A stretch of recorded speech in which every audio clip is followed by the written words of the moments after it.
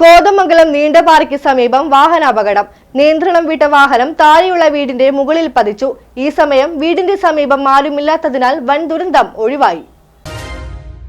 Kothamangalam Neendapara double കുരിശുപള്ളിക്ക് സമീപമാണ് അപകടമുണ്ടായത്.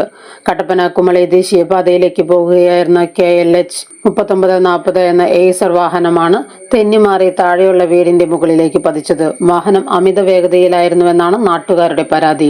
വ്യാഴാഴ്ച രാവിലെ 11 മണിയോടെയായിരുന്നു സംഭവം. അപകടമുണ്ടായ ഉടനെ ഡ്രൈവർ ഓടി രക്ഷപ്പെട്ടു. വാഹനത്തിൽ ഡ്രൈവറെ കൂടാതെ 3 സ്ത്രീകൾ കൂടി ഉണ്ടായിരുന്നു. വീടിന്റെ മുകളിലേക്ക് പതിച്ച വാഹനത്തിന് ഉള്ളിലുണ്ടായിരുന്ന സ്ത്രീകളെ നാട്ടുകാർ രക്ഷപ്പെടുത്തി. വീടിനു സമീപത്ത് ആരുമില്ലാതിരുന്നതിനാൽ വൻ ദുരന്തം ഒഴിവായി. ഇതേസമയം വീടിനുള്ളിൽ 2 പേരാണ് ഉണ്ടായിരുന്നത്. ഒരാൾക്ക് പരസഹായം കൂടാതെ നടക്കാൻ സാധിക്കാത്ത വ്യക്തിയാണ്. നാട്ടുകാരുടെ സംയോജിതമായ ഇടപെടൽ മൂലം വീട്ടുകാരെ സ്ഥലത്തു നിന്ന് മാറ്റി.